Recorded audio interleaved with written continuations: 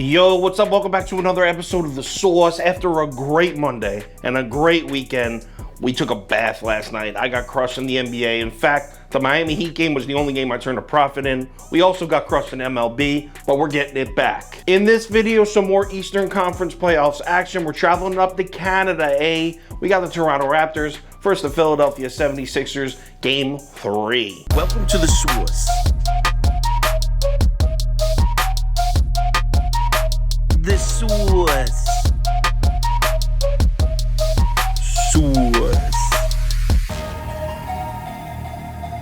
Hey, get the sauce. All right, Philly on the road in Toronto for Game 3. Like I said, the line is Raptors +2. Early action all over Philly. I'm talking 77% of the money on the Sixers. This is as of 11 p.m. last night. Yo, check this out. So the money continues to come in on Philadelphia. In fact, right about now, we're looking at 97% of the money on the Sixers. Everyone's betting the Sixers. Line doesn't move a muscle. We're still at Raps +2. If you watch this show, you know what that means.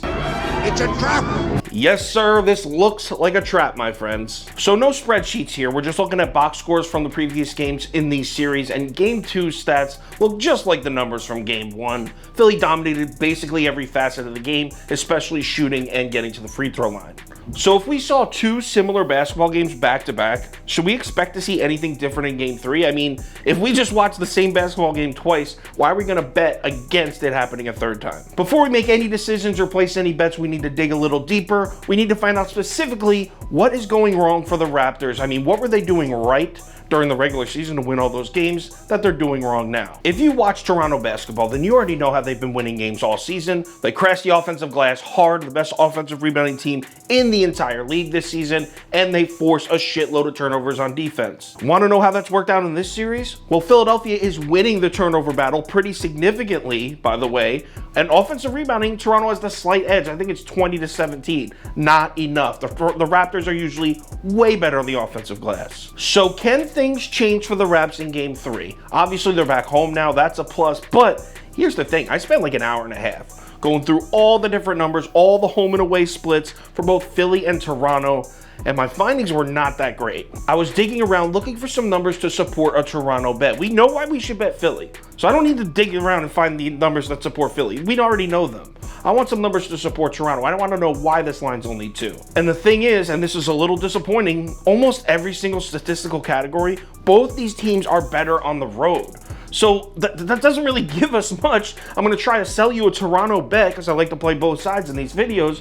And the Raptors aren't even better at home. In fact, the only number on either side that supported a Raptors bet was Philly's turnovers. They definitely turned the ball over a lot more on the road. 20th in the NBA on the road, 12th in the NBA at home. That's not enough. I wanted to see field goal percentage, defensive efficiency. I looked through everything. That was the only one that really supported it. Even more bad news for the Raps. Scotty Barnes most likely out tonight again. I know Raptors fans were hoping to have him back. Not going to happen. I do have a few positive points for the Raptors though. First one, Philadelphia 3-point shooting in this series. They're 30 for 62. That's 48.4%. Way above their team average. They're bound to come back to earth. Philly's due for an off shooting night from outside. Could be Game 3. I also think the foul calls are going to swing back towards the Raptors. Not saying the officiating's been terrible, but Nick Nurse did have some words for the officials about some of the borderline foul calls on Embiid.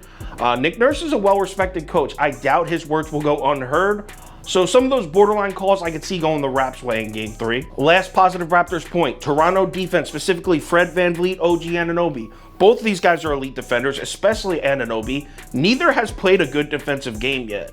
Obviously, back at home in front of the home fans, I expect them to step it up in a big way. So is that enough? Is that enough for you to bet the Raptors? I'm telling you, it is for me. And the fact that 97% of everybody is on the Sixers, I'm fading them all. Give me Toronto +2, let's go. Fade the money, fade the public, I'm on the Raps. Final ticket on KyleKirms.com and the Sauce Network app. I'm putting it up around 5:30 p.m. Eastern time. It'll have all my bets, totals, first half totals, team totals, player props, all that for all 3 games, plus every single bet I'm making in every single sport. Posted around 5 o'clock p.m. Eastern time. Also, if there's any crazy last minute changes, injury updates, money shift, line movement, anything like that, I will definitely keep you posted on my Twitter, Instagram story, and Facebook. So make sure you check one of those 3 platforms before you place your bets. NBA playoff payouts continue. We're off to a great start. Last night, not so much, but I'm getting it back. Let's make some money. I'll talk to you on Twitter.